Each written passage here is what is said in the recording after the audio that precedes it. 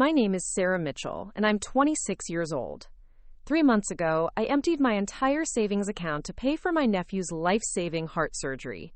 $15,000 that was supposed to be my future, my independence, my chance at owning my first home.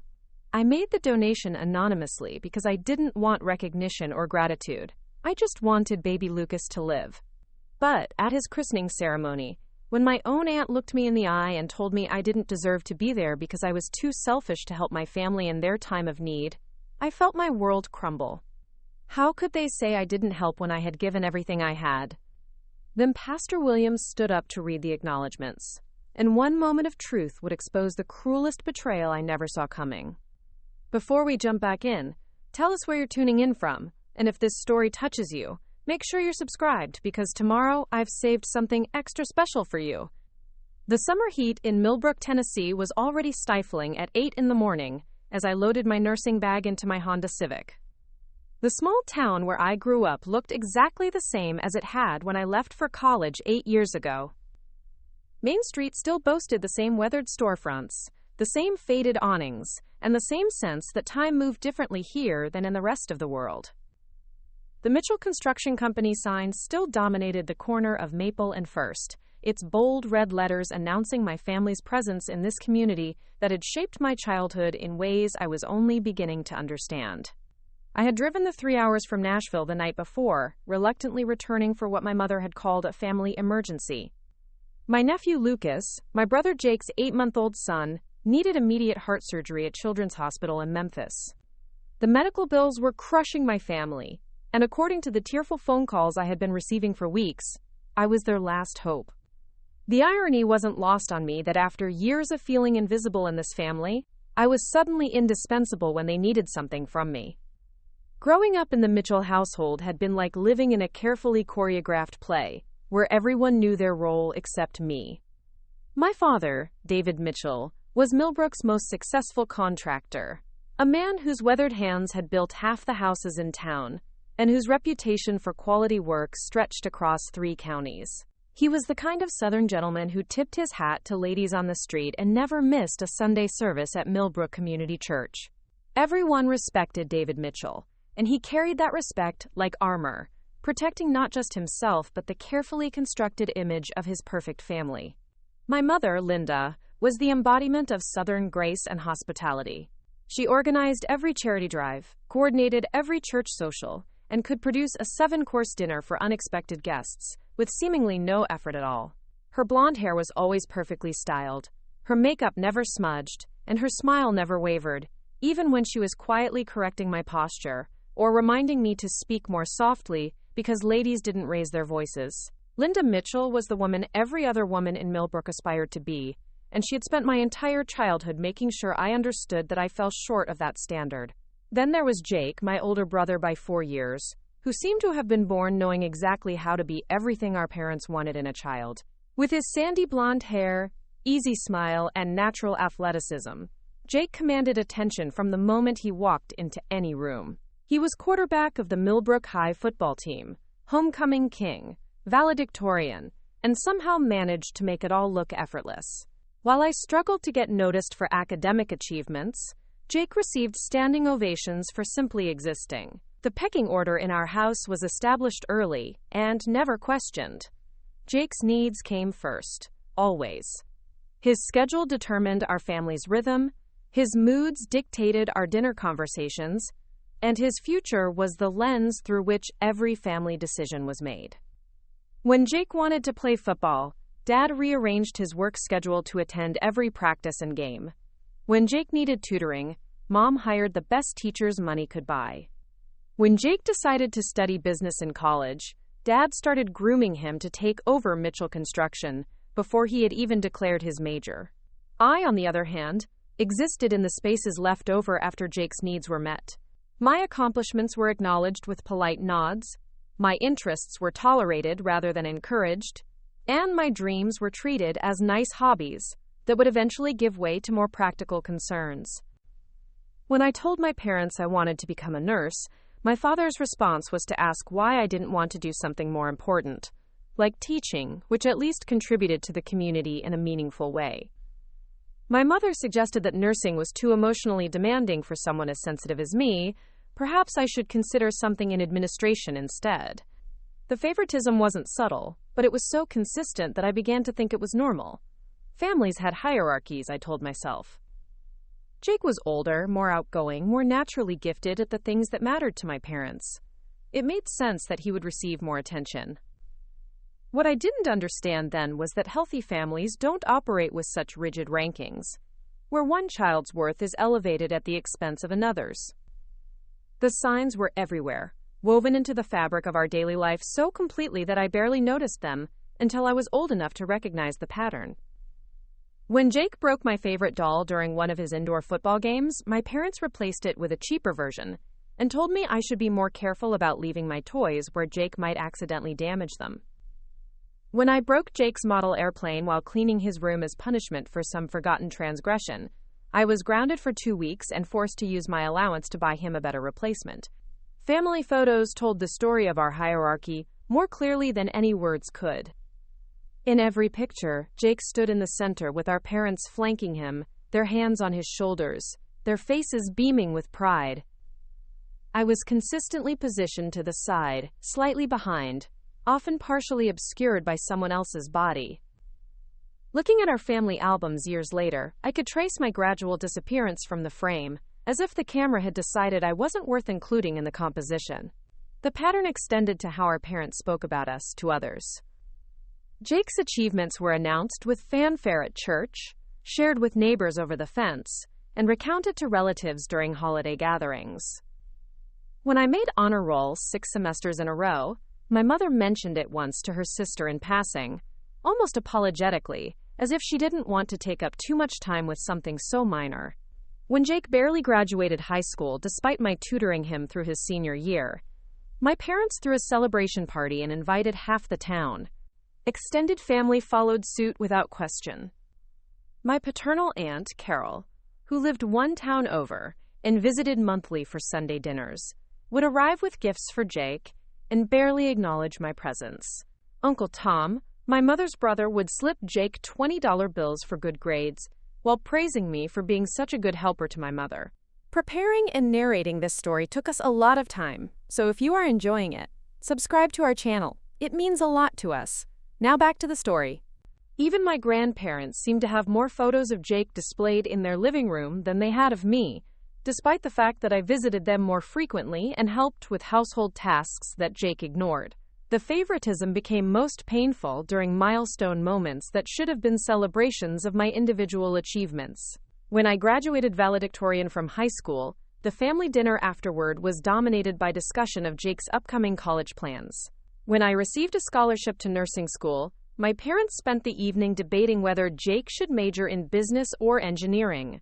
When I graduated nursing school with honors and immediately landed a job at one of Nashville's most prestigious hospitals, the phone call home was cut short because Jake had arrived for dinner and wanted to share news about his latest real estate deal. I learned to swallow my disappointment, to minimize my own needs, and to find validation outside my family structure. School became my refuge, where teachers noticed my dedication and classmates appreciated my willingness to help with difficult assignments. I excelled academically not because I was naturally brilliant, but because academic success was the only arena where I could compete with Jake's effortless charm and athletic ability. Books became my best friends, studying became my escape, and planning for college became my secret dream of finally finding a place where I could be valued for who I was rather than compared to who I wasn't. The only adult who seemed to see through my family's dynamics was Mrs. Eleanor Peterson, the church secretary who had worked at Millbrook Community Church for nearly 40 years. Mrs. Peterson was a small woman with silver hair and sharp blue eyes that seemed to see everything, including the way I faded into the background during family gatherings at church functions. She began assigning me small tasks, organizing Sunday school supplies, helping with the church newsletter, visiting elderly members who were homebound. These responsibilities gave me purpose and allowed me to develop relationships with adults who valued my contributions. Mrs. Peterson never directly criticized my parents, but she had a way of affirming my worth that felt revolutionary after years of being treated as an afterthought. She would praise my organizational skills, compliment my thoughtfulness, and most importantly, she would ask about my dreams and listen to my answers as if they mattered. When I told her I wanted to become a pediatric nurse, she didn't suggest alternative careers or question my emotional fortitude. Instead, she brought me books about medical missions, introduced me to retired nurses from the congregation, and encouraged me to volunteer at the county health clinic during summer breaks. Mrs. Peterson became my sanctuary during the most difficult periods of my adolescence. When Jake's achievements overshadowed my own accomplishments, she would remind me that God had given me unique gifts that were just as valuable as athletic ability or social charisma. When I felt invisible at home, she would assign me responsibilities at church that made me feel essential and appreciated. When I doubted my own worth, she would share stories of biblical women who had changed the world through quiet service and steadfast faith. Her influence extended beyond emotional support to practical guidance about my future. She helped me research college programs, edit my scholarship applications, and prepare for interviews. When my parents seemed reluctant to support my plans to attend school in Nashville, Mrs. Peterson spoke with them about the importance of education and the honor of having a daughter called to serve others through healthcare. Her words carried weight in our community, and her endorsement helped legitimize my dreams in my parents' eyes, even if they couldn't generate genuine enthusiasm for my goals. The summer before my senior year of high school, Mrs. Peterson was diagnosed with pancreatic cancer. The diagnosis was devastating, not just for the church community, but for me personally. She had become more than a mentor. She was the one adult who had consistently seen and valued me. As her condition deteriorated, I spent every free moment at her bedside, reading to her, organizing her affairs, and trying to absorb as much wisdom as possible before losing the one person who had truly understood me. Mrs. Peterson passed away 2 weeks before I left for college, and her funeral was standing room only. Pastor Williams read a letter she had written to be shared after her death, thanking the community for allowing her to serve, and encouraging everyone to continue looking for opportunities to lift up those who felt overlooked. At the end of the service, her nephew approached me with a sealed envelope that Mrs. Peterson had asked him to deliver personally. Inside was a handwritten note that I have kept with me ever since. Sarah, you have been given a servant's heart and healing hands. Don't let anyone convince you that your quiet strength is less valuable than loud accomplishments. The world needs people like you, people who notice those who are hurting and respond with compassion. Remember that your worth comes from God, not from human recognition, and never let anyone dim the light He has placed within you. I am proud of the woman you are becoming. Reading those words at 18 years old, sitting in my childhood bedroom surrounded by packed boxes for college, I finally understood that the problem wasn't with me. I wasn't too quiet, too serious, or too sensitive. I was simply different from what my family valued, and that difference didn't make me less worthy of love and respect. Mrs. Peterson's words gave me permission to stop trying to earn my family's approval and start building a life where my contributions would be recognized and appreciated. College in Nashville was a revelation in every sense of the word. For the first time in my life, I was surrounded by people who didn't know Jake, who couldn't compare me to his achievements, and who were meeting me as an individual rather than as someone's little sister. The nursing program was rigorous and demanding, but I thrived under the challenge. My professors recognized my clinical skills, my classmates appreciated my willingness to help with difficult concepts, and my supervisors during clinical rotations praised my natural empathy and attention to detail. I made genuine friendships with other nursing students who shared my passion for helping others and my commitment to academic excellence. We studied together, supported each other through difficult cases, and celebrated each other's successes without competition or jealousy. For the first time, I experienced relationships where my achievements were celebrated rather than minimized, where my contributions were acknowledged rather than overlooked, and where my personality was appreciated rather than criticized. The distance from Millbrook allowed me to see my family dynamics with new clarity. Phone calls home became exercises in frustration, as conversations inevitably turned to Jake's latest achievements, while my own milestones were met with polite but distracted responses. When I called to share that I had been selected for a competitive pediatric rotation, my mother interrupted to tell me about Jake's promotion at work. When I mentioned that I was considering applying for a position at Vanderbilt Medical Center after graduation, My father suggested that I might want to come home instead and work at the county hospital where I could be closer to family. The suggestion that I should limit my career opportunities to maintain proximity to a family that had never prioritized my happiness felt both familiar and infuriating. This was the same pattern that had shaped my entire childhood. The expectation that I should make myself smaller, more convenient, more available for others' needs, while sacrificing my own dreams and ambitions.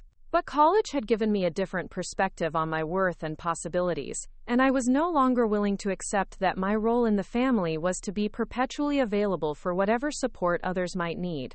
After graduation, I did receive an offer from Vanderbilt Medical Center to join their pediatric ward, a position that represented everything I had worked toward during 4 years of nursing school.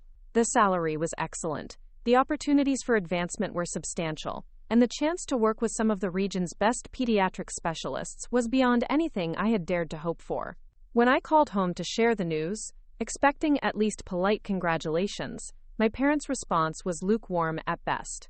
My mother's first question was whether the hospital was in a safe part of Nashville, followed by concerns about whether I would be able to find time to visit home regularly with such a demanding job. My father wondered aloud whether it might be better to start my career somewhere smaller and less competitive, somewhere that wouldn't be so stressful for someone just beginning their professional life. Neither of them acknowledged that this position represented the culmination of years of hard work, nor did they express pride in my achievement or excitement about my future. The contrast with their reaction to Jake's career milestones was stark and painful. When Jake received his real estate license, they threw a celebration dinner and invited extended family to commemorate the occasion. When he made his first major sale, they bought a bottle of champagne and called relatives to share the news. When he decided to start his own agency, they offered financial support and connections within the community to help him establish his business. My acceptance of a competitive position at a prestigious hospital was met with concern and subtle discouragement, as if my success was somehow problematic rather than praiseworthy. Working at Vanderbilt proved to be everything I had hoped and more. The pediatric ward was challenging but rewarding, filled with dedicated professionals who shared my commitment to providing excellent care for sick children and support for their families. I quickly established myself as a reliable and compassionate nurse, earning the respect of doctors, the appreciation of families, and the friendship of colleagues who became like a second family to me. For the first time in my adult life, I was building something that was entirely my own. My apartment in Nashville was modest but comfortable, decorated with items I had chosen, and arranged according to my own preferences rather than someone else's expectations. My social circle consisted of people who enjoyed my company and valued my friendship, who invited me to gatherings because they wanted me there rather than out of obligation or pity. My professional reputation was based on my own skills and dedication, earned through my own efforts rather than reflected glory from someone else's achievements. The distance from Millbrook felt healing in ways I hadn't expected. I could go entire weeks without thinking about family dynamics, without measuring my worth against Jake's accomplishments, without wondering whether I was enough. I was building a life where enough was whatever I decided it should be, where success was measured by my own goals rather than others' expectations, and where love and friendship were freely given rather than earned through constant performance and sacrifice. The Mitchell family compound on Elm Street stood as a testament to 3 generations of construction success, its Victorian architecture meticulously maintained and updated to reflect the family's growing prosperity. The wraparound porch featured hand-carved railings that my great-grandfather had installed in 1952, while the modern kitchen renovation showcased my father's ability to blend historical charm with contemporary luxury. Every spring, the local garden club would include our property on their annual tour, with visitors marveling at my mother's prize-winning roses and the professional landscaping that transformed our 2-acre lot into a showcase of Southern elegance. Walking through town on any given day, the Mitchell name was impossible to escape. Mitchell Construction had built a new wing of the elementary school, renovated the historic courthouse, and constructed half the houses in the affluent Magnolia Heights subdivision. My father's reputation for quality craftsmanship and fair dealing had made him one of the most respected businessmen in the county, while my mother's leadership in community organizations had established her as the unofficial coordinator of Millbrook's social calendar. The Mitchell family wasn't just successful, we were woven into the very fabric of the community's identity. Church was where our family's prominence was most visible and most carefully maintained. The Mitchells occupied the same pew every Sunday, third row center, where my parents could see and be seen by the congregation while maintaining an appropriately respectful distance from the altar.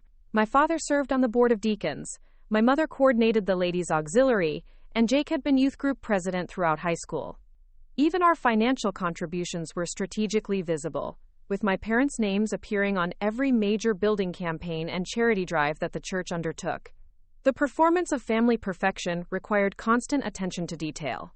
Family photographs were professionally taken each Christmas, with everyone dressed in coordinated outfits that my mother selected months in advance. Our Christmas cards were designed by a professional graphic artist and mailed to over 300 families throughout the region. Holiday decorations were installed by a professional service and featured in the local newspaper's annual holiday home tour. Every aspect of our public image was carefully curated to reinforce the narrative of the Mitchell family as the epitome of success, faith, and family values. But behind the mahogany doors and stained glass windows of our beautiful home, the reality was far more complicated. The same attention to detail that created our public image was applied to maintaining strict hierarchies and expectations within the family structure. Jake's bedroom was twice the size of mine, located at the front of the house with large windows overlooking the garden, while my room was tucked away at the back, smaller and darker, with a view of the neighbor's utility shed. When friends visited, they were always impressed by Jake's space, with its built-in desk, walk-in closet, and private bathroom, while my room remained largely unnoticed and unmentioned. Family dinners were orchestrated events where conversation topics were carefully managed to ensure harmony and appropriate focus. Jake's achievements, plans, and opinions dominated these discussions, with my parents hanging on his every word and encouraging him to elaborate on whatever project or idea currently captured his interest. My contributions were acknowledged politely but briefly, often interrupted when Jake had something more interesting to share. I learned to time my comments carefully, waiting for natural pauses in Jake-focused conversations, and keeping my observations short enough to avoid losing the audience's attention. The division of household responsibilities reflected our different statuses within the family hierarchy. Jake's chores were minimal and flexible, designed to accommodate his sports schedule, social commitments, and homework demands. He was responsible for taking out the trash twice a week and occasionally mowing the lawn, tasks that earned him praise for being helpful around the house.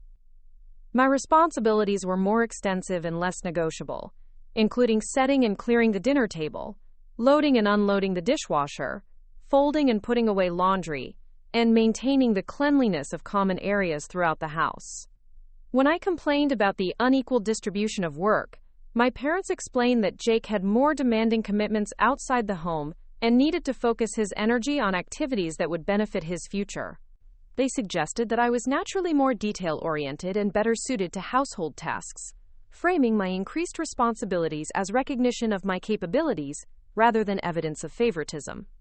This reasoning made me question my own perceptions, wondering whether I was being unreasonably sensitive about what might simply be practical family management. Extended family gatherings reinforced these dynamics on a larger scale.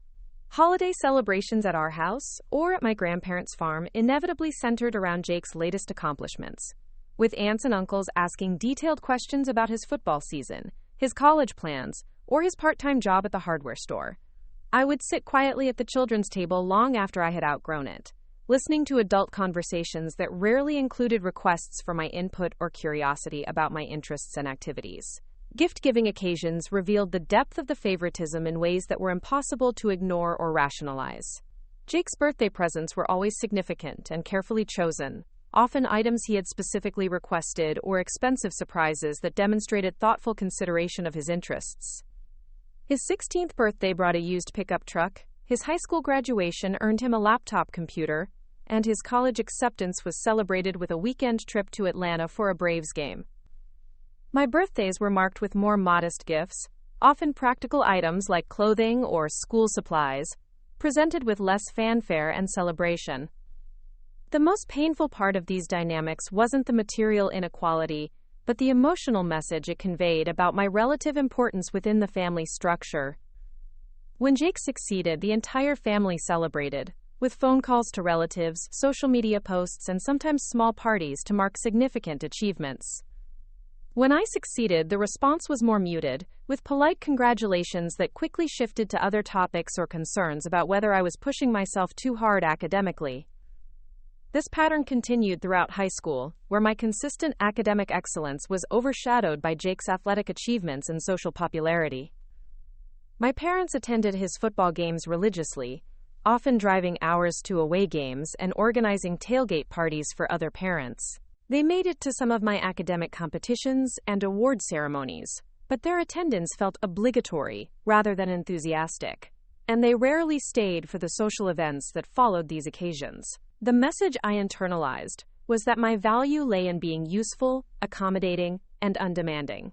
I learned to anticipate others' needs before they were expressed, to minimize my own requirements for attention or resources, and to find satisfaction in supporting other people's success, rather than pursuing recognition for my own achievements. These lessons served me well in many ways, developing empathy, work ethic, and interpersonal skills that would prove valuable throughout my life. But they also created a deep-seated belief that my worth was conditional, and that love had to be earned through constant performance and self-sacrifice. School became my refuge from these family dynamics, a place where merit was more clearly defined, and achievements were recognized without comparison to siblings or family connections. My teachers appreciated my dedication, my classmates valued my willingness to help with difficult assignments, and my academic success felt genuinely earned, rather than arbitrarily granted or withheld. The validation I received in educational settings helped counterbalance the emotional neglect I experienced at home, giving me hope that there were environments where I could be valued for my own contributions. The academic environment also introduced me to adults who modeled different ways of relating to young people. My high school chemistry teacher, Mr. Rodriguez, treated all students with equal respect and encouraged my interest in medical sciences without questioning whether I was being realistic about my goals. My English teacher, Mrs. Campbell, praised my writing skills and suggested that I consider journalism or creative writing as potential career paths. These interactions showed me that adults could be genuinely interested in my thoughts and supportive of my ambitions without any ulterior motives or family obligations. Extracurricular activities provided another avenue for recognition and belonging. I joined the debate team, where my research skills and analytical thinking were valued, and served as editor of the school newspaper, where my attention to detail and organizational abilities were essential. These roles gave me opportunities to develop leadership skills and build friendships with students who shared my academic interests and work ethic. For the first time, I was part of groups where my contributions were not just acknowledged, but actively sought after and appreciated. The contrast between my experiences at school and at home became increasingly stark as I progressed through high school. At school, I was recognized as a leader, a high achiever, and a reliable team member. Teachers wrote recommendation letters praising my character, work ethic, and potential for future success. Classmates elected me to student government positions and sought my help with academic challenges. At home, I remained largely invisible, my achievements minimized, and my opinions rarely solicited or valued. This duality created a split in my sense of identity that would take years to resolve. At school, I felt confident, capable, and valued. At home, I felt inadequate, overlooked, and constantly aware of falling short of some unstated standard. The person I was in academic and social settings seemed like a different person from the one who sat quietly at family dinners, listening to extended discussions of Jake's activities while waiting for an opportunity to contribute something meaningful to the conversation. The only adult who seemed to notice this discrepancy was Mrs. Eleanor Peterson, whose presence in my life became increasingly important as I navigated the challenges of adolescence while struggling with family dynamics that I couldn't fully understand or articulate. Mrs. Peterson had been part of Millbrook Community Church since before I was born, serving in various capacities over the decades and developing a reputation for wisdom, discretion, and genuine care for the young people in the congregation. Mrs. Peterson was different from other adults in my orbit because she seemed to see me as an individual rather than as part of the Mitchell family unit. She would ask about my classes, my interests, and my plans for the future without immediately shifting the conversation to Jake or comparing my answers to his activities. Her questions felt genuine, as if she was truly curious about my thoughts and experiences rather than making polite conversation or gathering information to share with others. Her interest in my spiritual development went beyond the superficial encouragement that most church adults offered to teenagers. She would recommend books that addressed complex theological questions, invite me to participate in adult Bible study sessions, and engage me in conversations about faith that treated my questions and doubts as legitimate parts of spiritual growth rather than problems to be quickly resolved. These discussions helped me understand that faith could be intellectual as well as emotional, and that questioning was often the path to deeper understanding rather than evidence of spiritual weakness. Mrs. Peterson also recognized my practical skills and began asking me to help with various church projects. She taught me how to organize filing systems, manage correspondence, and coordinate volunteer schedules. These responsibilities were more complex and important than typical teenage volunteer work, and she treated me as a capable assistant rather than a child who needed constant supervision. The trust she placed in me felt revolutionary after years of being micromanaged at home and having my capabilities questioned or minimized. Working alongside Mrs. Peterson also gave me insight into the adult world of church politics and community dynamics.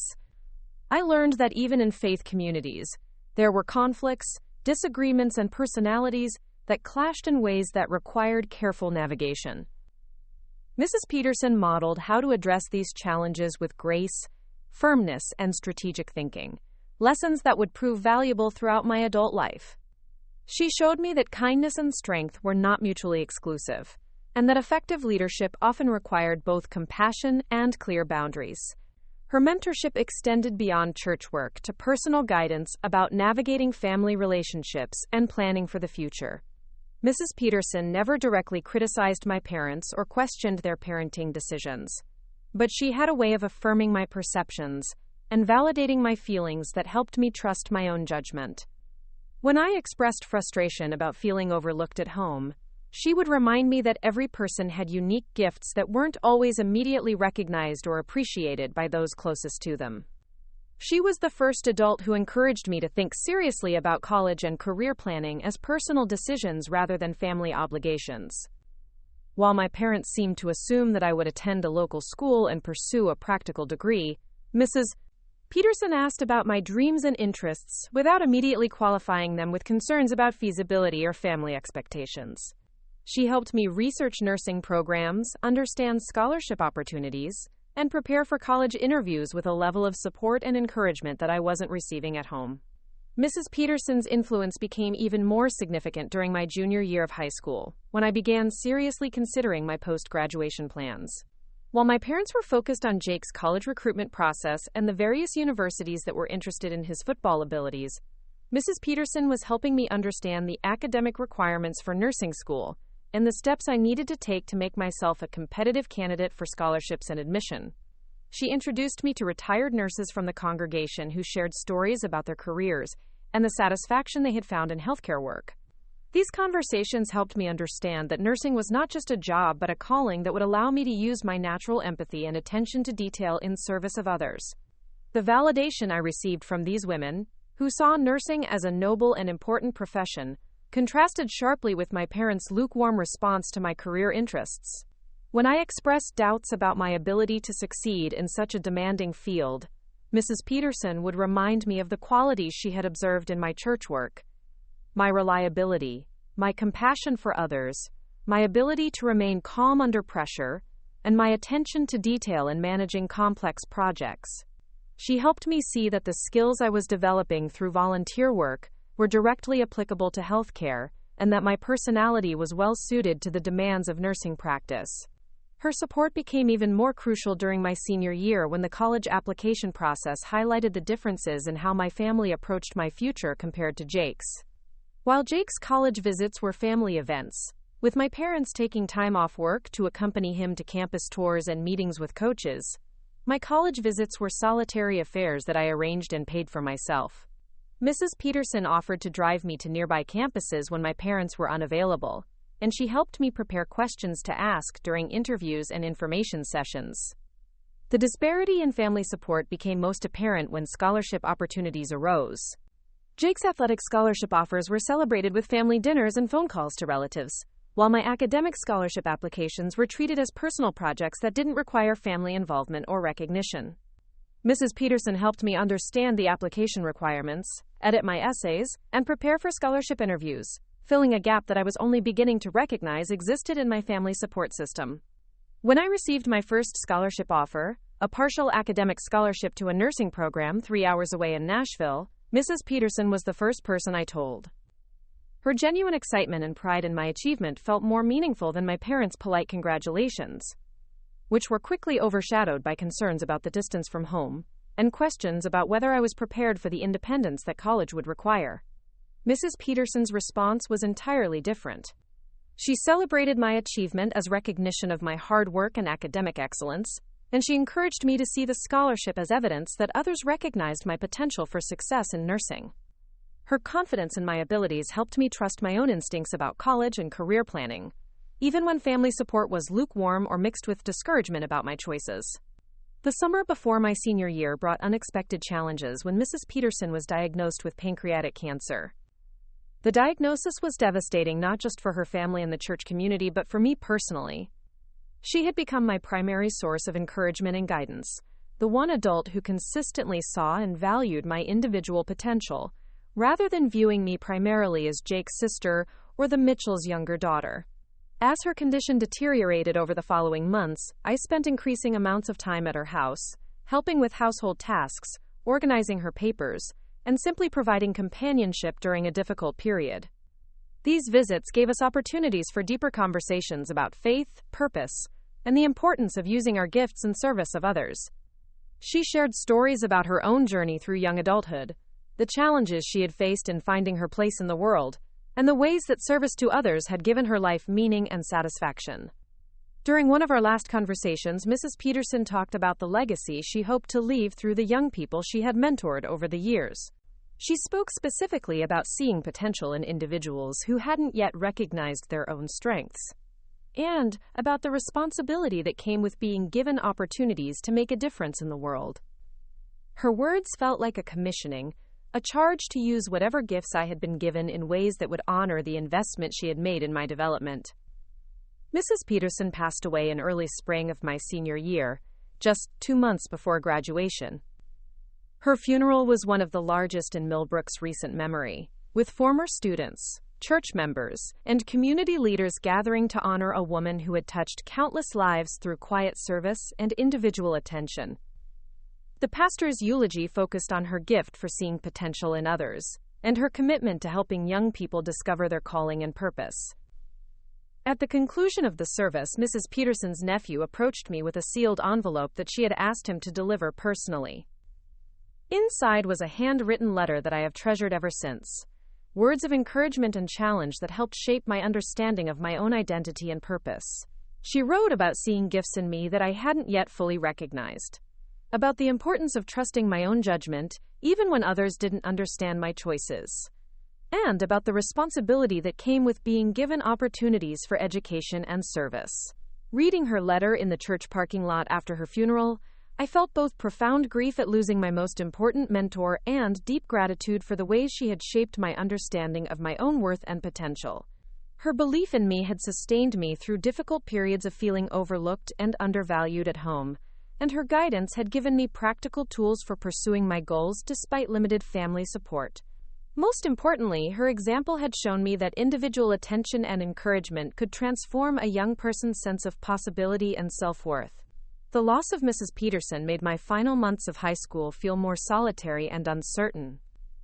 Without her guidance and encouragement, I struggled with doubts about my college plans and wondered whether I was being realistic about my ability to succeed in a demanding field like nursing. The scholarship offers I received felt less significant without her enthusiastic celebration, and the challenges of preparing for college independence seemed more daunting without her practical advice and emotional support. But her influence had been too profound to disappear with her death. The confidence she had helped me develop, the skills she had taught me, and the vision she had shared of my potential continued to shape my decisions and strengthen my resolve. When family members questioned my college choices or expressed concern about my ability to handle the demands of nursing school, I could hear Mrs. Peterson's voice reminding me that I had already demonstrated the qualities necessary for success in healthcare through my volunteer work and academic achievements. Her legacy lived on in the practical preparation she had provided for my future and in the deeper understanding she had given me of my own identity and purpose. She had taught me that worth was not determined by family position or social recognition, but by the ways we used our gifts in service of others. That lesson would sustain me through the challenges ahead and help me build a life based on authentic values rather than others' expectations or approval. Nashville in August was a symphony of honking horns, construction noise, and the distant sound of music drifting from honky-tonk bars, even in the middle of the day. The city felt alive in ways that Millbrook never had, pulsing with energy and possibility that made my skin tingle with anticipation every time I walked down the street. Moving here for nursing school had been like stepping through a doorway into a completely different version of myself, one that I was still discovering and learning to trust. My dormitory at Belmont University was nothing like the spacious bedroom I had occupied at home, but the cramped quarters felt luxurious in their simplicity. No family photos scrutinizing me from carefully arranged frames. No childhood awards gathering dust on shelves that no one ever acknowledged. No reminders of a hierarchy where I would always rank second. The bare walls and standard-issue furniture represented a blank canvas where I could create an identity based on my own choices rather than family expectations or sibling comparisons. Nursing school was rigorous in ways that high school had never prepared me for, but the intensity felt invigorating rather than overwhelming. Every class demanded complete attention. Every clinical rotation required precision and focus, and every examination tested not just memorized information, but the ability to think critically under pressure. For someone who had spent years seeking validation through academic achievement, the challenging environment felt like coming home to myself. My professors were demanding but fair, expecting excellence from all students without favoritism or preconceived notions about anyone's capabilities. Dr. Margaret Chen, who taught pathophysiology, became particularly influential in shaping my understanding of nursing as both science and art. She demanded that we understand not just what to do in various clinical situations, but why specific interventions were necessary, and how to adapt our approach based on individual patient needs. Dr. Chen had a way of pushing students to think beyond textbook answers, to consider the human elements that made each medical situation unique. During clinical discussions, she would present complex cases and expect us to consider not just the physical symptoms, but the emotional, social, and economic factors that might influence treatment and recovery.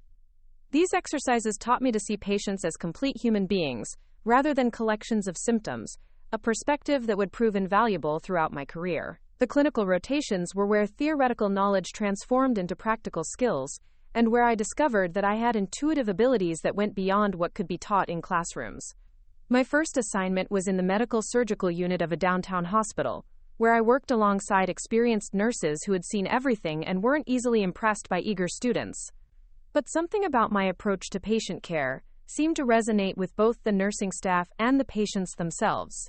Mrs. Rodriguez, a veteran nurse with 30 years of experience, became my unofficial mentor during that first rotation. She was notorious for being tough on students, demanding precision and confidence in every interaction. But after watching me work with patients for several weeks, she pulled me aside with an observation that would stay with me throughout my career. "You have something that can't be taught," she told me during a quiet moment in the break room. "You see people.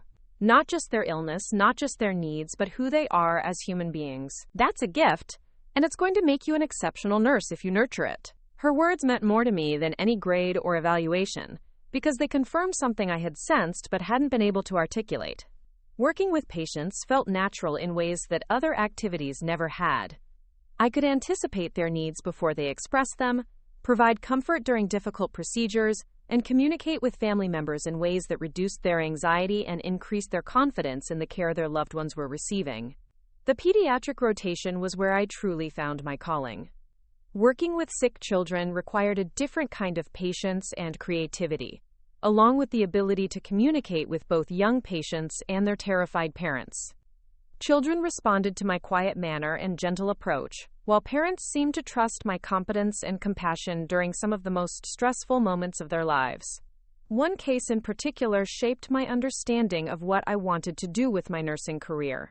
8-year-old Marcus had been admitted with complications from leukemia treatment, and his parents were overwhelmed by the complexity of his care and the uncertainty of his prognosis. The medical team was excellent, but they spoke in clinical terminology that left the family confused and frightened about what was happening to their son. I spent extra time with Marcus's parents, translating medical jargon into understandable explanations, teaching them how to recognize signs of improvement or concern, and simply listening to their fears about losing their child. With Marcus himself, I found ways to make necessary procedures less frightening through games, stories, and small rewards that gave him some control over his experience. When Marcus was finally discharged after a 6-week stay, his mother hugged me with tears in her eyes. "You made the worst time of our lives bearable," she said. "We never felt alone because you were there, and Marcus trusted you when he couldn't trust anyone else. Thank you for seeing him as a little boy, not just a patient." That moment crystallized my understanding of nursing as more than a job or even a profession. It was a calling that allowed me to use my natural empathy and attention to detail in service of others during their most vulnerable moments. The validation I received from patients and families felt more meaningful than any academic achievement because it confirmed that I was using my gifts in ways that made a real difference in people's lives. My social life in Nashville was equally transformative. For the first time, I was forming friendships based on shared interests and values, rather than family connections or social obligations. My study group became a tight-knit circle of women who supported each other through the challenges of nursing school and celebrated each other's successes without competition or jealousy. Rachel Kim became my closest friend, a fellow nursing student from California who shared my dedication to pediatric care and my tendency to overthink everything. Rachel had grown up in a large, boisterous family where individual achievements were celebrated enthusiastically, and she couldn't understand my surprise when she remembered important dates like my birthday or exam results. Her natural warmth and loyalty showed me what genuine friendship looked like, without the calculation or competition that had characterized many of my relationships in Millbrook. Jessica Santos, another member of our study group, brought humor and perspective to our intense academic environment. She had worked as a medical assistant before returning to school for her nursing degree, and her practical experience helped balance our theoretical knowledge with real-world insights about healthcare systems and patient advocacy. Jessica had a gift for finding lightness in difficult situations without minimizing their seriousness, a skill that proved invaluable during particularly challenging rotations. These friendships were built on mutual respect and genuine affection rather than family obligation or social convenience. When I succeeded, Rachel and Jessica celebrated with me. When I struggled, they offered support without judgment. When I shared stories about my family dynamics, they listened without trying to minimize my experiences or suggest that I was being overly sensitive. For the first time, I had friends who valued me for who I was rather than who I was related to or what I could do for them. Living in Nashville also exposed me to cultural diversity that had been largely absent from my small-town upbringing.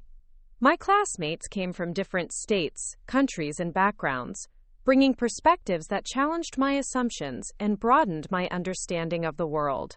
Clinical rotations in various hospitals introduced me to patients from different socioeconomic backgrounds, ethnicities, and life experiences, teaching me to adapt my communication style and cultural sensitivity to meet individual needs. The distance from Millbrook allowed me to see my family dynamics with new clarity. Phone calls home became exercises in frustration, as conversations inevitably focused on Jake's latest achievements while my own milestones were acknowledged briefly before the subject shifted to more important family matters.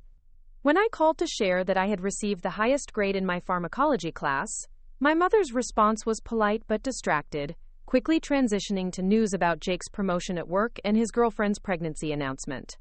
The contrast with how my Nashville friends responded to the same news was striking.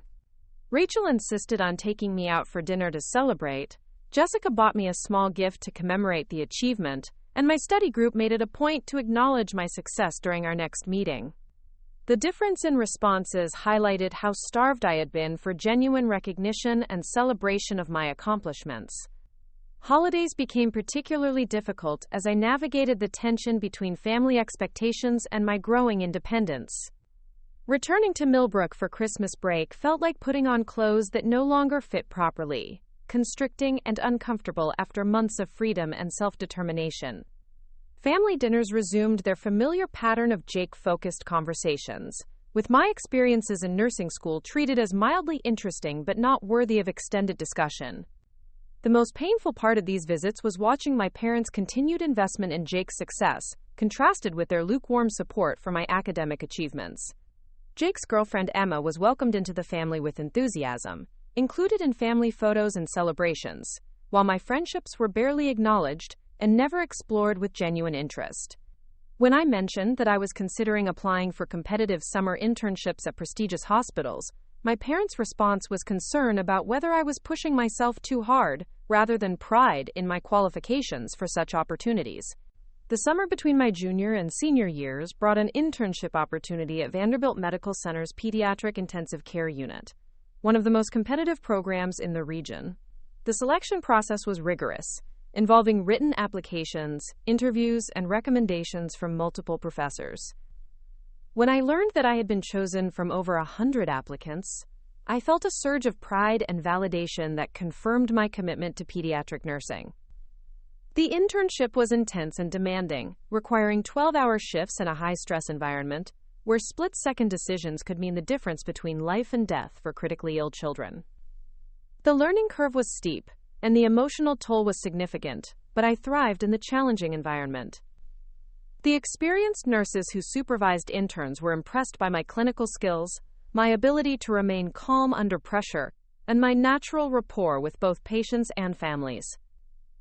Dr. Sarah Martinez, the unit's medical director, became an important mentor during this period.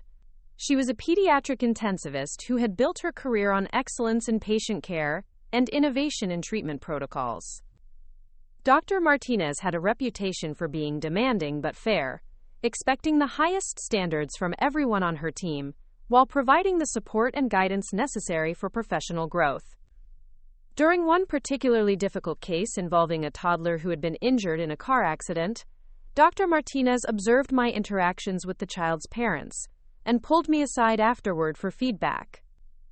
"You have a gift for family communication," she told me. "You manage to be honest about difficult situations while maintaining hope and providing emotional support. That's not a skill that can be taught, and it's going to make you invaluable wherever you choose to work." Her observation reinforced my growing confidence in my abilities and my commitment to pediatric nursing as a career path. The validation from such a respected professional felt more meaningful than any family recognition, because it was based on demonstrated competence rather than obligatory support. The internship also introduced me to the business side of healthcare, including insurance challenges, resource limitations, and the complex decisions that hospitals must make about allocating expensive treatments and technologies. These experiences taught me to think beyond individual patient care, to consider systemic issues that affected healthcare delivery and accessibility. When I returned to nursing school for my senior year, I felt more confident about my career direction and more realistic about the challenges I would face as a professional nurse. The internship had confirmed that I was well suited to high-stakes pediatric care, but it had also shown me the emotional resilience required to work with critically ill children and their families on a daily basis. Senior year brought increased responsibility as I served as a mentor to younger nursing students and took on leadership roles in clinical rotations. My professors began discussing graduate school opportunities and specialized certification programs, treating me as a serious professional rather than just a student. The recognition felt validating after years of having my ambitions questioned or minimized by family members who couldn't understand why I would choose such a demanding and emotionally difficult career. The job search process began in earnest during the spring semester, with hospitals from across the region recruiting from our nursing program. Vanderbilt Medical Center offered me a position in their pediatric ward, a LATAC opportunity that represented everything I had worked toward during 4 years of intense study and clinical preparation. The salary was competitive, the benefits were excellent, and the chance to work with some of the region's best pediatric specialists was beyond what I had dared to hope for when I first started nursing school. When I called home to share the news, expecting at least polite congratulations, my parents' response was lukewarm at best. My mother's first question was about the safety of working in such a large hospital, followed by concerns about whether I would have time to visit home regularly with such a demanding schedule. My father wondered whether it might be better to start my career at a smaller, less stressful facility closer to home, where I could build experience without the pressure of working at such a prestigious institution. The conversation felt surreal after years of watching my parents celebrate Jake's career milestones with enthusiasm and pride. When Jake had received his real estate license, they had thrown a party and invited extended family to commemorate the achievement. When he made his first major sale, they bought champagne and called relatives to share the news. My acceptance of a competitive position at one of the region's most respected hospitals was met with worry and subtle discouragement, as if my success was problematic rather than praiseworthy. Rachel's family's response to my job offer provided a stark contrast to my parents' lukewarm reaction. Rachel's mother called me personally to congratulate me on the achievement, her father sent a card expressing pride in my accomplishments, and her siblings posted congratulatory messages on social media. The difference in responses highlighted how different families could be in their approach to celebrating individual success and supporting career ambitions.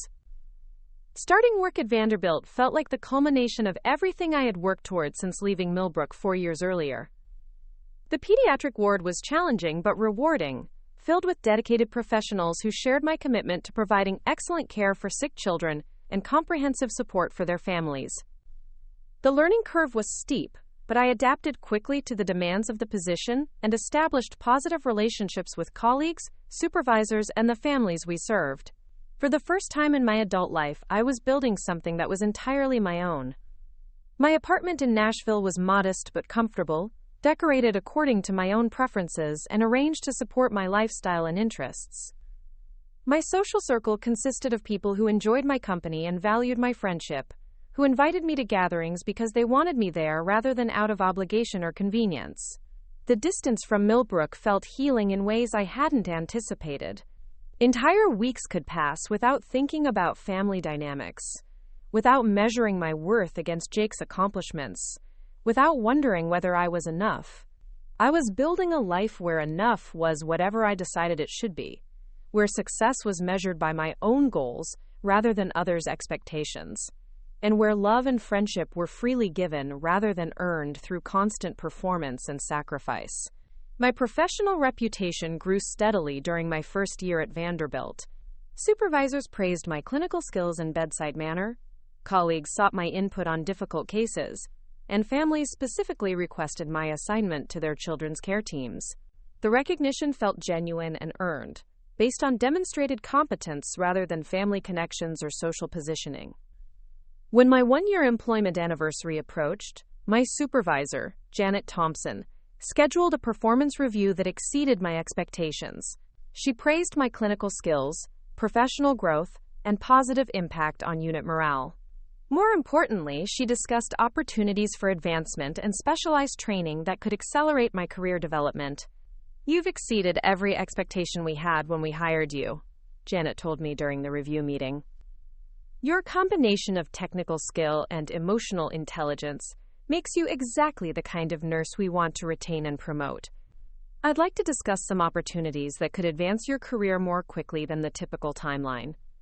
The conversation included possibilities for specialized training in pediatric cardiac care, leadership development programs, and tuition assistance for graduate school. These opportunities represented not just career advancement, but recognition of my potential for professional growth and increased responsibility.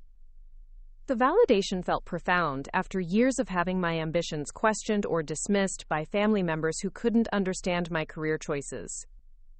That evening, I called Rachel to share the news of my positive performance review and the advancement opportunities that had been offered. Her excitement and pride in my achievements felt more meaningful than family recognition ever had, because it was based on genuine friendship and mutual support rather than obligation or expectation. As I settled into my Nashville life, I began to understand that the distance from family had been necessary not just for career development, but for personal growth and self-discovery.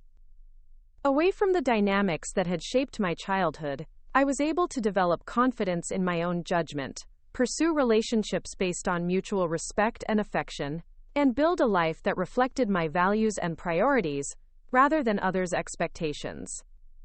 The person I was becoming in Nashville felt more authentic than the version of myself I had been in Millbrook, where every interaction was filtered through family dynamics and community expectations. Here, I could be Sarah Mitchell, the nurse, the friend, the individual, rather than Sarah Mitchell, the overlooked daughter who existed primarily in Jake's shadow. But even as I built this new life, I maintained contact with my family through regular phone calls and holiday visits. The conversations remained frustrating, dominated by Jake's activities and achievements. But I was learning to accept the limitations of these relationships without allowing them to diminish my sense of self-worth or professional accomplishment. The call that would shatter this carefully constructed independence came on a rainy Tuesday in March, interrupting my peaceful routine and forcing me back into family dynamics I thought I had successfully escaped. Emma's sobbing voice on the other end of the line brought news that would test everything I had learned about boundaries, self-worth, and the true meaning of family obligation. The phone call came on a Tuesday evening while I was reviewing patient charts in my Nashville apartment, the rain drumming against my windows, creating a peaceful backdrop for what should have been a routine night. Emma's voice was barely recognizable through her sobs, high-pitched and desperate in a way that immediately set my heart racing. Lucas, my 8-month-old nephew, had been rushed to the emergency room that morning after collapsing during a routine pediatric appointment. The diagnosis was devastating: a rare congenital heart defect that required immediate surgical intervention to save his life. As Emma explained the situation through her tears, I felt the familiar pull of family obligation tugging at the independence I had worked so hard to build. The surgery would cost over $60,000, even with insurance coverage. Jake's construction business was struggling. In the economic downturn, my parents had already mortgaged their house to help with previous medical expenses, and the family was facing financial ruin trying to cover the astronomical costs of keeping Lucas alive. "Sarah, we need $15,000 by Friday, or they won't schedule the surgery," Emma pleaded, her voice breaking with exhaustion and fear. "We've tried everything else. The bank won't extend our credit, my parents have already given us everything they can spare, and Jake's business accounts are empty. You're our last hope." The amount represented my entire savings account, money I had carefully accumulated over 2 years of working at Vanderbilt Medical Center. Every dollar had been earned through overtime shifts, careful budgeting, and sacrificing small luxuries that other people my age took for granted. The money was earmarked for a down payment on my first house, a tangible symbol of the independence and stability I had built far from the family dynamics that had shaped my childhood. Emma's desperation was palpable through the phone line, but there was something else in her tone that made me hesitate. The way she presented the request felt calculated, as if the conversation had been rehearsed or scripted. When I asked about other options, medical loans or payment plans with the hospital, she quickly dismissed these suggestions as inadequate or unavailable, insisting that only an immediate cash payment would secure Lucas's surgery slot. Within hours of Emma's call, the pressure campaign began in earnest. My mother called that evening, her voice thick with tears as she described visiting Lucas in the pediatric intensive care unit. She painted vivid pictures of his tiny body connected to monitors and breathing equipment, emphasizing how fragile he looked and how terrified the family was about losing him. Her emotional manipulation was subtle but effective, using my professional knowledge of pediatric medicine to heighten my sense of urgency and responsibility. "You understand medical situations better than any of us," my mother said, her voice carefully modulated to convey both desperation and confidence in my expertise. "You know how quickly things can change with sick babies. We can't wait for bureaucratic processes or payment plans. Lucas needs this surgery now, and you're the only one who can make it happen." My father's approach was more direct and authoritative, the same tone he had used throughout my childhood when compliance was expected rather than requested. He called the next morning before I left for work, his voice carrying the weight of patriarchal authority that had shaped family decisions for as long as I could remember. "Sarah, this is your nephew we're talking about," he said, his tone implying that any hesitation on my part was both unreasonable and selfish. Family takes care of family. We all make sacrifices when someone we love is in danger. I've never asked you for anything significant before, but I'm asking now. This boy's life depends on your decision. The guilt was overwhelming, a familiar emotional weight that transported me back to childhood feelings of inadequacy and the constant need to prove my worth through sacrifice and compliance. Despite years of therapy and personal growth, the old patterns of thinking reasserted themselves with surprising strength. Maybe I was being selfish to hesitate about giving up my savings for a child's medical emergency. Maybe this was my opportunity to finally prove my value to the family that had always seemed to question my contributions and commitment. Jake's personal appeal came later that week, delivered in person when he drove to Nashville ostensibly to handle business, but actually to apply face-to-face pressure that would be harder to resist than phone conversations. He arrived at my apartment looking haggard and desperate, his usual confident demeanor replaced by the exhausted vulnerability of a father facing his child's mortality. "I know we haven't always been close," he admitted, sitting across from me in my small living room and looking more human than I had ever seen him. "I know I got more attention growing up, and I know that wasn't fair to you. But right now, none of that matters. Lucas is dying, Sarah. He's just a baby who never did anything wrong, and you're the only person who can save him." His words hit their intended target, combining genuine paternal fear with subtle acknowledgment of past family dynamics in a way that made refusal seem petty and vindictive.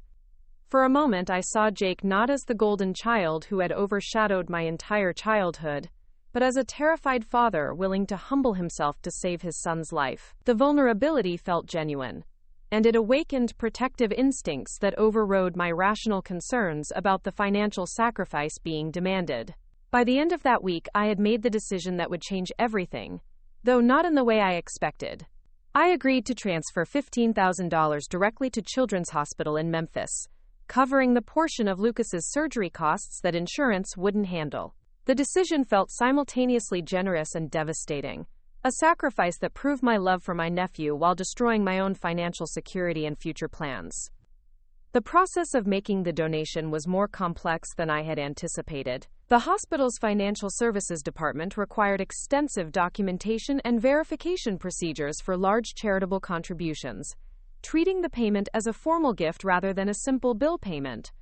Janet Morrison, the financial counselor who handled my case, asked detailed questions about my relationship to the patient and my motivations for making such a substantial donation. "It's unusual for extended family members to assume this level of financial responsibility," Janet observed during our phone conversation. "Are you making this decision voluntarily, or are you feeling pressured by family circumstances? We want to ensure that donors are acting freely and understand the implications of their generosity." Her questions made me pause and examine my motivations more carefully than I had been willing to do during the emotional intensity of the previous week. Was I making this decision out of love for Lucas, or out of ingrained patterns of compliance with family expectations? Was this genuine generosity, or another example of my tendency to sacrifice my own needs to maintain peace and approval within the family structure? But before I could fully process these doubts, Jake arrived at the hospital with Emma and my parents, all expressing overwhelming gratitude for my willingness to save Lucas's life. Their relief and appreciation felt validating after years of feeling invisible and undervalued. For once, I was the family hero, the person whose actions would be remembered and celebrated. The emotional payoff seemed worth the financial sacrifice, at least in that moment of heightened drama and family unity. The surgery was successful, lasting 8 hours and requiring the expertise of multiple specialists to repair the complex heart defect that threatened Lucas's life. During the waiting period, I sat with my family in the surgical waiting room, experiencing a sense of belonging and importance that I had rarely felt during my childhood. Relatives who had barely acknowledged my existence in previous years now treated me with respect and gratitude, thanking me repeatedly for my generosity and sacrifice. In the weeks following the surgery, as Lucas recovered and the immediate crisis passed, I expected the family dynamic to reflect this shift in my status from overlooked daughter to family savior. Instead, the gratitude gradually faded, replaced by the familiar patterns of Jake-focused attention and my own diminished significance. The financial sacrifice I had made became old news, rarely mentioned, and never celebrated as an ongoing testament to my commitment to family welfare. More troubling was the gradual emergence of a different narrative about Lucas's surgery and its funding. During family gatherings and phone conversations, I began to notice subtle changes in how the story was being told. References to Jake's sacrifices for his son became more prominent, while mentions of my financial contribution became less frequent and less specific. When relatives asked about the surgery, Jake would speak generally about the family coming together during a crisis, without acknowledging the specific source of the funds that had made the surgery possible. The transformation of the narrative became most apparent during Lucas's baptism planning, 3 months after his successful surgery. The event was conceived as a celebration of his recovery and a thanksgiving for the medical intervention that had saved his life. Family members from across the region were invited to witness the ceremony and participate in the celebration of Lucas's health and the family's resilience during the medical crisis. As the baptism approached, I began to understand that my role in Lucas's survival was being systematically erased from the family story. Jake had assumed credit for securing the funds necessary for the surgery, presenting himself as the devoted father who had sacrificed everything to save his son's life. My contribution was being rewritten as reluctant and inadequate, with family members expressing disappointment that I hadn't been more helpful during the crisis. The realization was gradual but undeniable. Casual comments from relatives, overheard conversations between my parents, and subtle changes in how family members interacted with me all pointed to a disturbing conclusion. My family had not only taken credit for my generosity, but had actively portrayed me as selfish and unsupportive during Lucas's medical emergency. The morning of the baptism, I drove from Nashville to Millbrook with a mixture of anticipation and apprehension. I had hoped that the ceremony would provide an opportunity for public acknowledgement of my contribution to Lucas's survival, a moment when the family would recognize and celebrate my sacrifice. Instead, I walked into a situation where I was treated as a reluctant participant who barely deserved to be present for such a joyous family occasion. The pre-ceremony gathering at my parents' house was a study in subtle exclusion and passive-aggressive communication. Extended family members who had thanked me profusely during Lucas's hospitalization now seemed cool and distant, their interactions polite, but lacking the warmth and gratitude I had expected. When I attempted to engage in conversations about Lucas's recovery and the family's experience during his illness, the responses were brief and dismissive, as if my presence was tolerated rather than welcomed. Aunt Carol's behavior was particularly confusing and hurtful. During Lucas's crisis, she had called me repeatedly to express appreciation for my willingness to help and to provide updates on his condition. At the baptism gathering, she barely acknowledged my presence, speaking to me only when social convention demanded basic politeness. When I approached her to admire Lucas and comment on his remarkable recovery, her response was distinctly cold. "Oh, Sarah," she said with a tone that suggested disappointment rather than gratitude. "I'm surprised you decided to come today. After how little you helped during Lucas's surgery, I wasn't sure you'd want to be part of celebrating his recovery." Her words hit me like a physical blow, completely contradicting the reality of what had transpired during the medical crisis. I had provided the entire $15,000 that made the surgery possible, yet I was being characterized as unhelpful and unsupportive. The cognitive dissonance was so extreme that I began to question my own memory of events, wondering whether I had misunderstood my role in Lucas's treatment or minimized other family members' contributions. Other relatives followed Aunt Carol's lead, treating me with subtle disapproval and making comments that suggested I had been selfish during the family's time of need. Uncle Tom mentioned how impressed he was with Jake's willingness to sacrifice everything for his son's medical care, while giving me looks that conveyed disappointment in my apparent lack of similar commitment. Cousins who had previously treated me with casual friendliness now seemed to view me with judgment and disapproval. The drive to Millbrook Community Church felt like a funeral procession, rather than a journey to a celebration. I sat alone in my car, trying to process the emotional whiplash of being treated as a pariah at an event that should have acknowledged my central role in making the celebration possible. The confusion and hurt were overwhelming, but underneath those emotions was a growing anger at the injustice of the situation. The church was packed with family members, friends, and community members who had come to celebrate Lucas's recovery and witness his baptism. As I entered the sanctuary, I noticed how naturally people gravitated toward Jake and Emma, offering congratulations and expressing admiration for their strength during the medical crisis. I took a seat in the back, feeling invisible and unwelcome, at an event that should have been a moment of family unity and gratitude. Pastor Williams began the service with a meditation on gratitude and the importance of recognizing the many ways that communities come together to support families during times of crisis. His words about collective responsibility and mutual support felt like a direct commentary on my situation, though I wasn't sure whether he was acknowledging my contribution or condemning my alleged selfishness. As the service progressed, I found myself studying the faces of family members who had been present during Lucas's medical emergency. Their expressions showed genuine joy and relief at his recovery, but there was no recognition of my role in making that recovery possible. Instead, I saw approval and admiration directed toward Jake and Emma, who were being celebrated as devoted parents who had overcome tremendous obstacles to save their child's life. The moment that would change everything came during Pastor Williams's acknowledgement of the community support that had made Lucas's surgery possible. I expected a general thanks to the congregation for their prayers and emotional support, perhaps with a mention of the anonymous financial contribution that had covered the surgery costs. Instead, Pastor Williams spoke specifically about the importance of recognizing those whose generosity had made the medical intervention possible. Before we proceed with this blessed baptism, Pastor Williams announced, his voice carrying the authority and warmth that had made him beloved in the Millbrook community for over 20 years. I want to take a moment to acknowledge the extraordinary generosity that saved baby Lucas's life 3 months ago. The congregation murmured appreciatively, heads turning toward Jake and Emma with expressions of admiration and respect.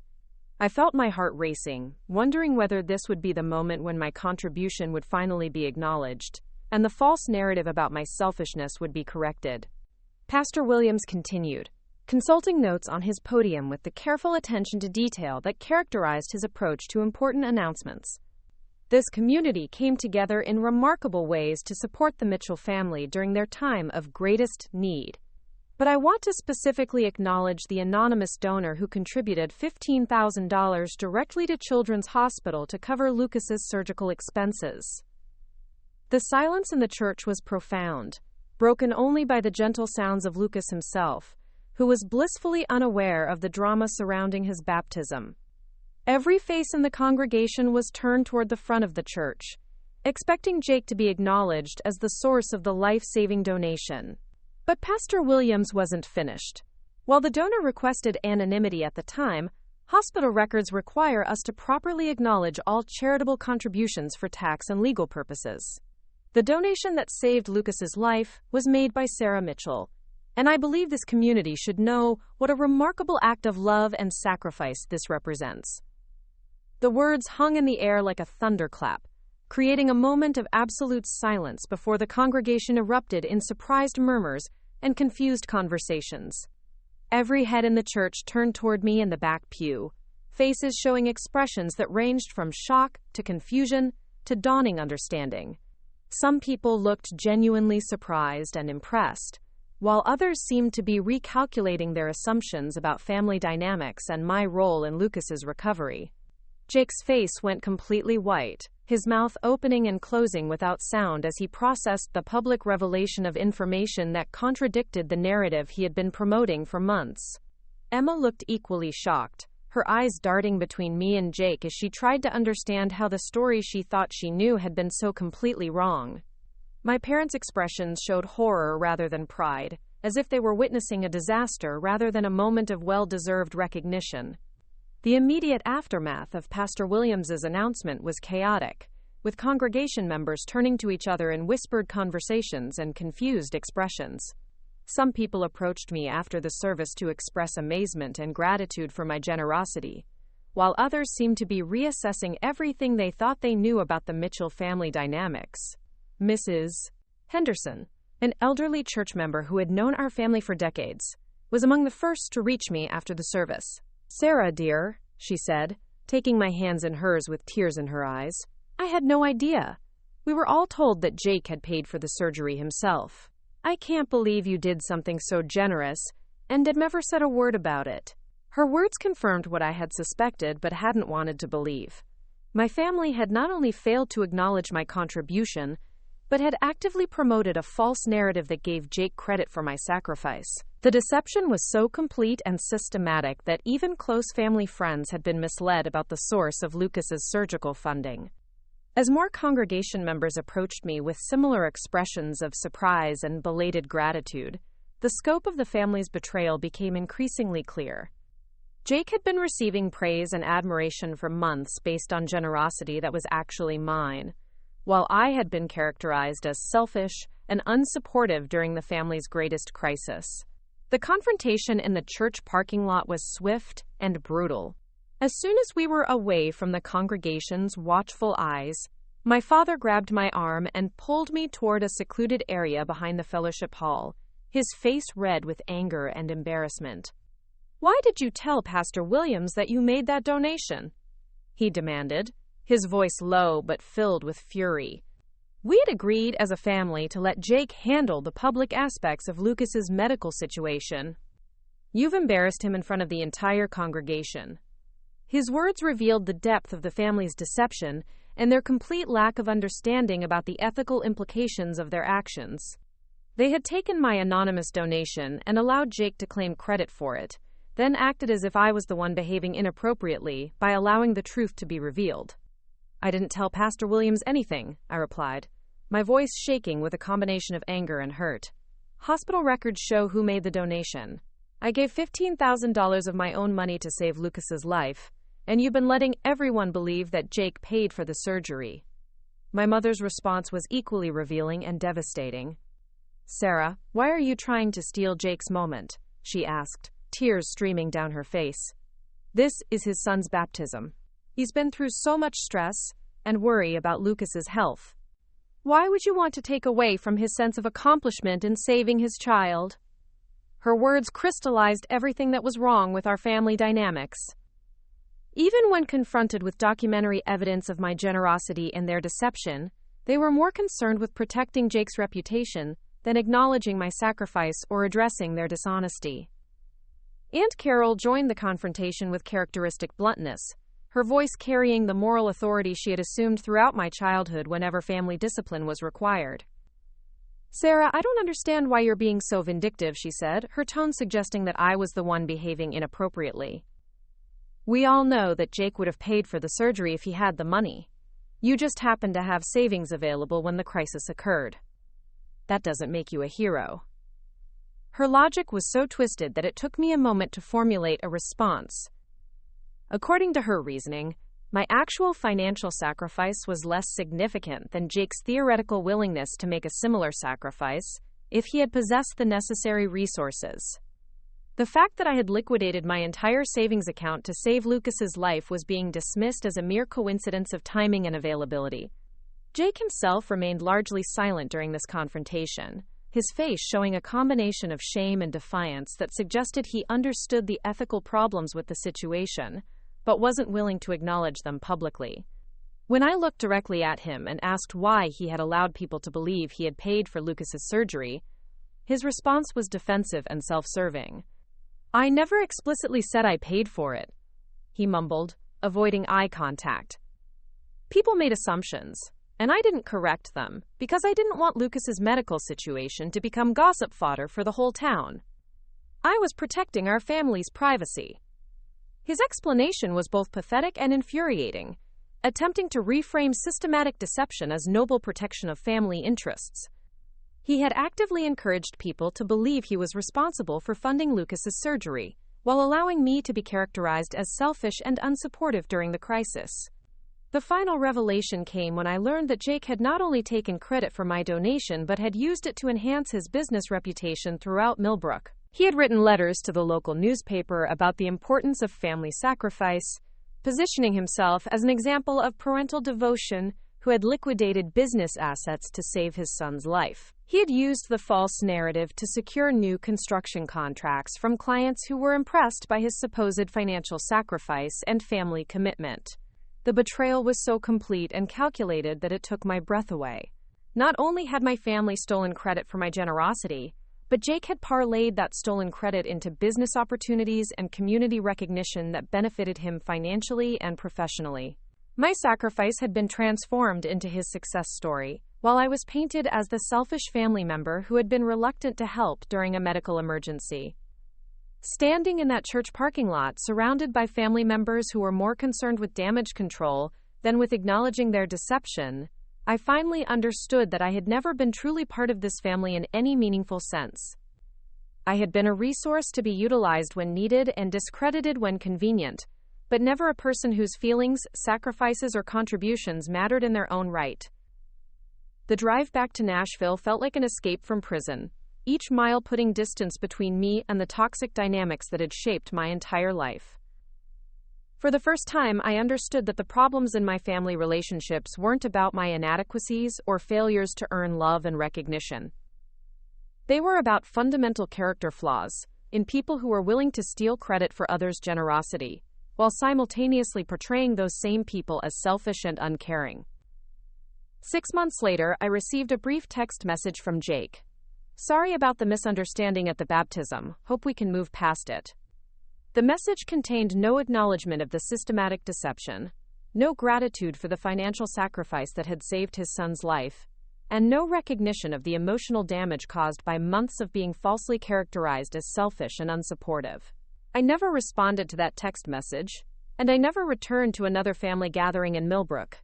The distance I had created between myself and my family during college had been about building independence and establishing my own identity. The distance I maintained after Lucas's baptism was about protecting myself from people who had proven themselves incapable of honesty, gratitude, or basic human decency. Today I'm engaged to David Chen, a pediatric surgeon at Vanderbilt who shares my passion for helping children and my commitment to integrity in both personal and professional relationships. When I told him about the baptism incident and my family's betrayal, his response was everything my family should have been. "You gave $15,000 to save your nephew's life, and they made you feel bad about it? Sarah, that says everything about their character and nothing about yours." Lucas is now 3 years old, healthy and thriving thanks to the surgery that my sacrifice made possible.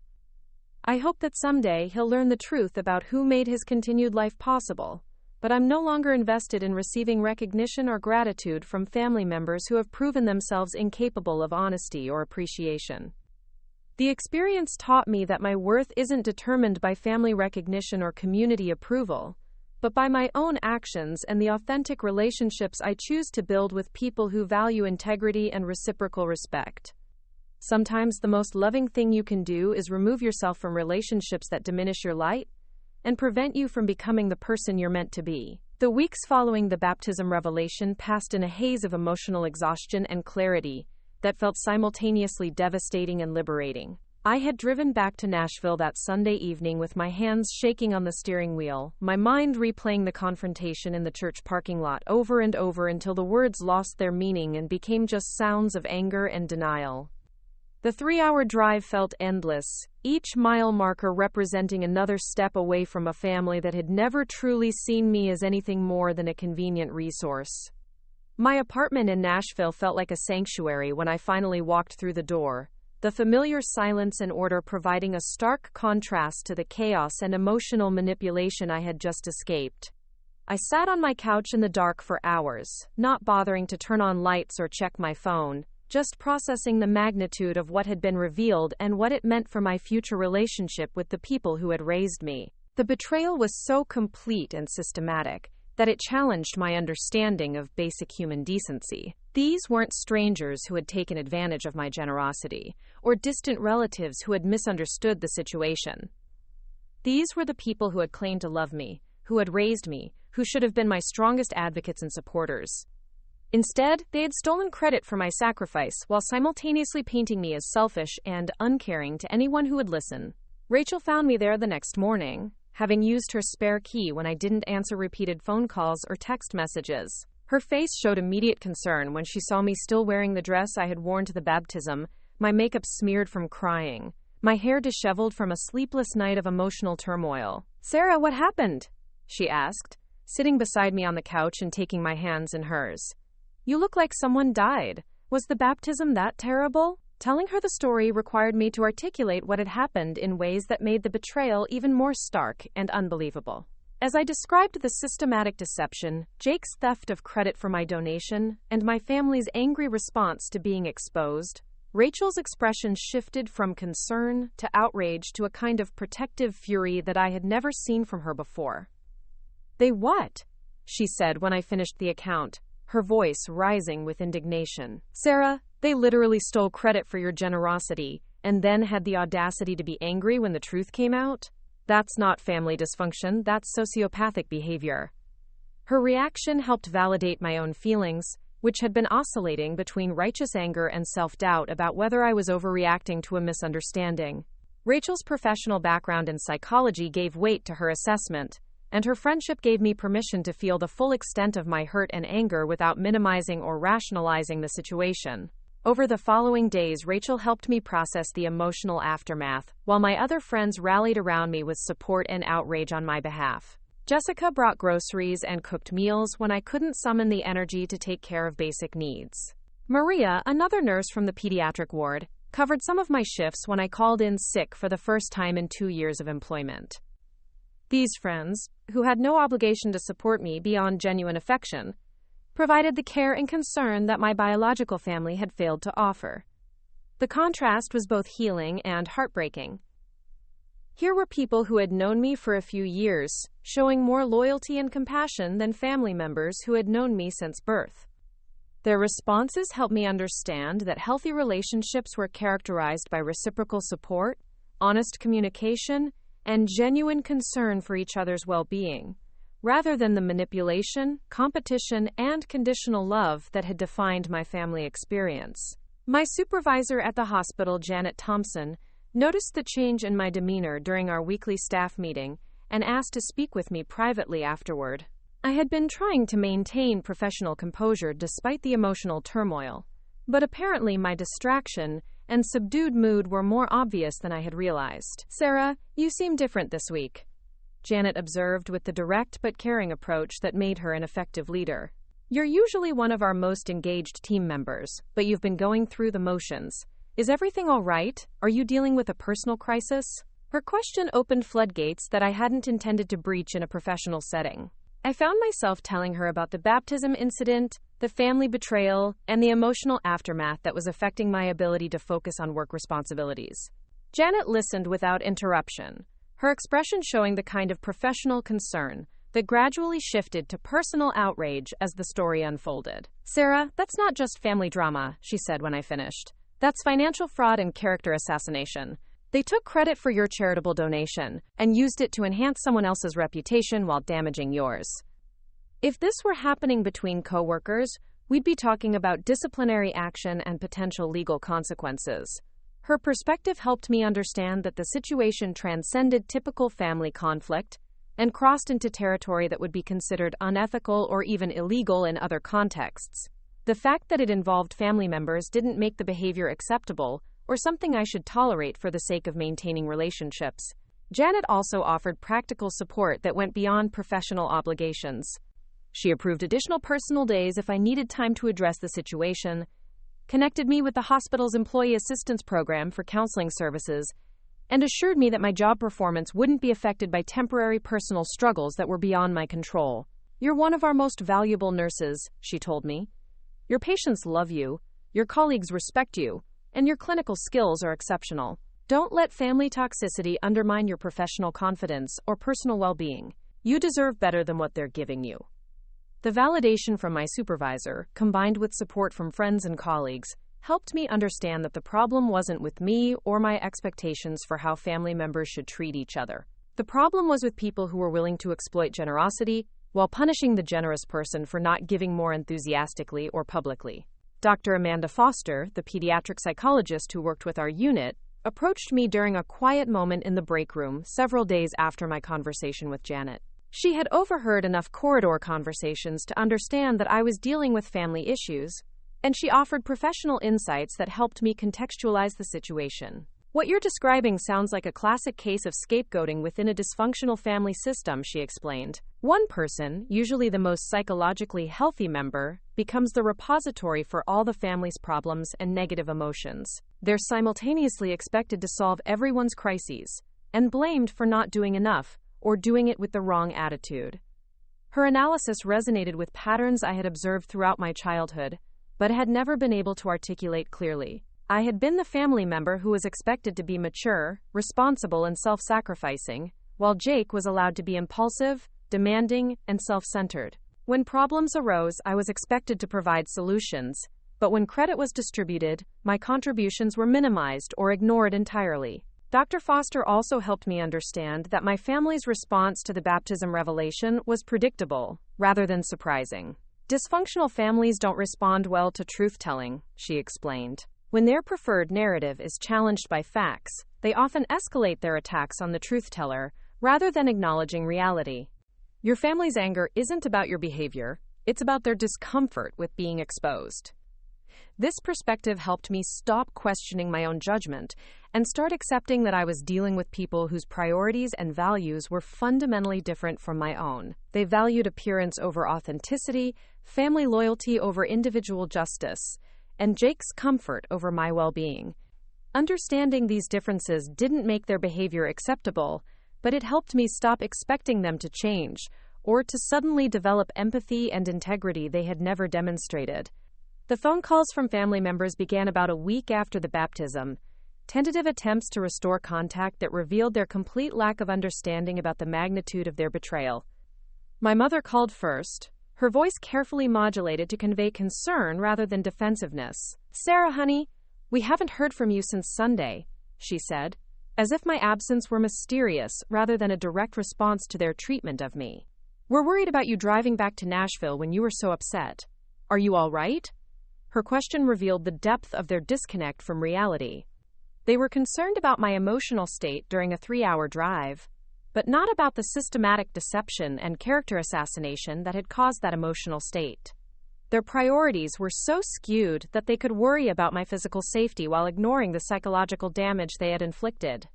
When I didn't respond to her opening gambit, my mother shifted to a more direct approach.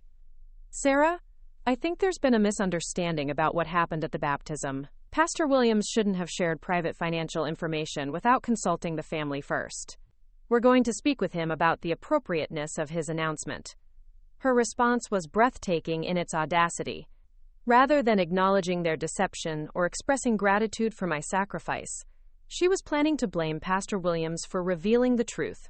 In her mind, the problem wasn't that they had stolen credit for my donation, but that their theft had been exposed publicly.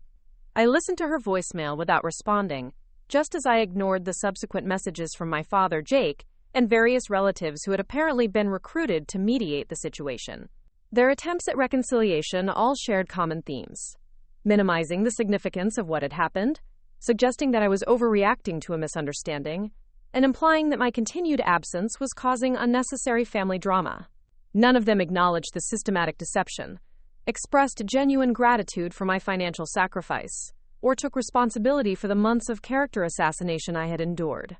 Instead, they wanted to move past the unpleasantness, without addressing the underlying issues, or making meaningful changes to prevent similar betrayals in the future. The turning point came when Aunt Carol called, her voice carrying the moral authority she had wielded throughout my childhood whenever family discipline was required. Her message was longer and more detailed than the others, clearly intended to be the definitive family response to my continued absence from family communications. "Sarah, this has gone on long enough," she began, her tone suggesting that my reaction to being betrayed was the real problem requiring resolution. "We understand that you're upset about the baptism situation, but you're blowing this completely out of proportion. Jake never said he paid for Lucas's surgery, and if people made assumptions, that's not his fault. You're acting like a martyr over something that was just a miscommunication." Her characterization of systematic deception as miscommunication was so divorced from reality that it almost made me laugh. But her final comments revealed the family's true position on my sacrifice and their expectations for my future behavior. "The whole family is tired of walking on eggshells around you," she continued. You've always been oversensitive and dramatic about family situations. We all appreciate that you helped with Lucas's medical expenses. But that doesn't give you the right to demand constant recognition or to cause family problems when you don't get the attention you think you deserve. It's time to stop being selfish and remember that family comes first. The irony of being called selfish by people who had stolen credit for my generosity was staggering. But more revealing was their characterization of wanting basic honesty and acknowledgement as demanding constant recognition. In their minds, expecting not to be lied about was an unreasonable demand for attention. I saved Aunt Carol's voicemail and played it for Rachel, who listened with her mouth literally hanging open in disbelief. "Sarah, that message is like a masterclass in gaslighting and projection," she said afterward. "They're calling you selfish for wanting credit for your own generosity, dramatic for being upset about systematic deception, and oversensitive for expecting basic honesty from family members. That's not conflict resolution, that's psychological warfare." Her professional assessment gave me clarity about the futility of trying to maintain relationships with people who were fundamentally incapable of honest self-reflection or genuine accountability. They weren't interested in repairing the damage they had caused. They wanted me to pretend it had never happened and resume my role as the family member who sacrificed without expecting recognition or reciprocal support. The decision to go no contact with my family wasn't made in anger or as punishment for their behavior.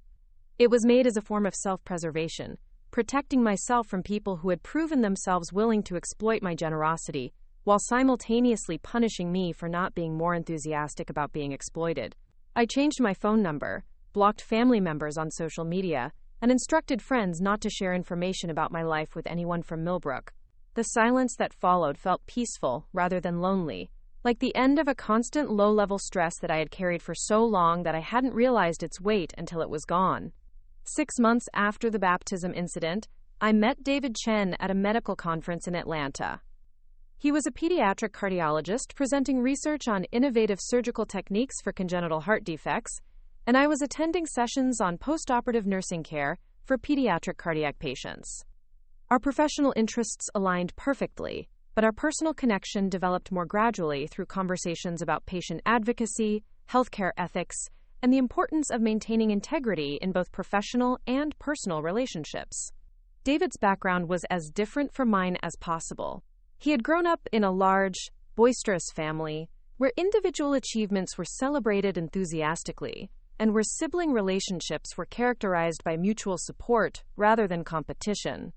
His parents had immigrated from Taiwan when he was young, building a successful restaurant business while ensuring that all their children received excellent educations and pursued careers that fulfilled their individual talents and interests. When I eventually shared my family story with David, his response was everything I had needed to hear but had never received from my biological family. "You gave $15,000 to save your nephew's life and they made you feel bad about it?" he said, his voice filled with genuine incredulity. "Sarah, that level of generosity is extraordinary, and their response tells me everything I need to know about their character and nothing negative about yours." His family's reaction to our relationship provided a stark contrast to my own family's treatment of my achievements and relationships.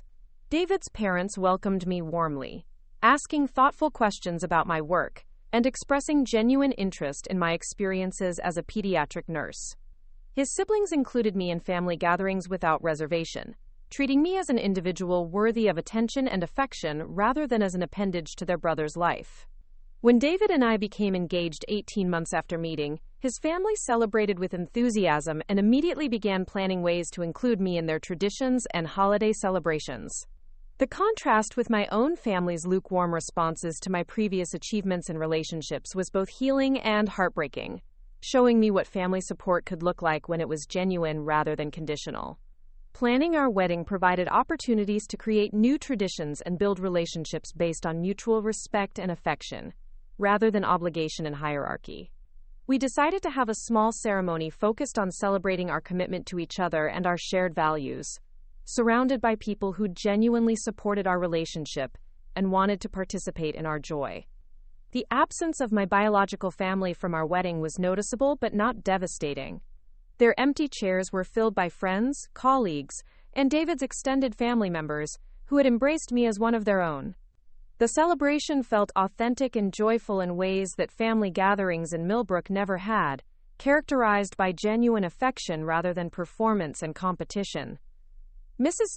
Chen, David's mother, approached me during the reception with tears in her eyes and words that I will treasure forever. "Sarah, we are so grateful that David found you," she said, taking my hands in hers.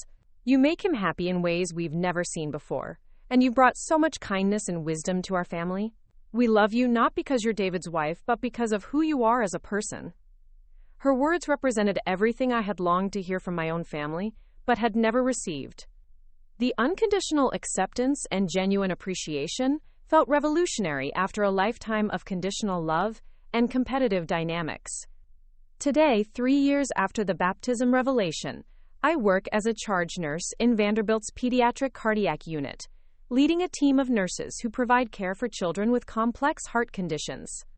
My professional reputation is built on clinical excellence, compassionate patient care, and ethical leadership that prioritizes both medical outcomes and family support during crisis situations. I often think about Lucas, now a healthy 6-year-old, and wonder whether he will ever learn the truth about who made his continued life possible. I hope that someday he will understand that love and sacrifice don't require recognition or gratitude, but that authentic relationships are built on honesty and mutual respect rather than manipulation and deception. The experience taught me that family is more than shared genetics or legal obligations. Real family consists of people who celebrate your successes, support you during difficulties, and value your well-being as much as their own. Sometimes creating that kind of family requires walking away from the people who raised you and choosing relationships based on love rather than obligation. My worth isn't determined by family recognition or approval, but by my own actions and the authentic connections I've built with people who value integrity, kindness, and reciprocal respect. The money I gave to save Lucas's life was the best investment I ever made, not because it earned me gratitude or recognition, but because it allowed me to act according to my values and then learn who in my life was worthy of my continued love and trust.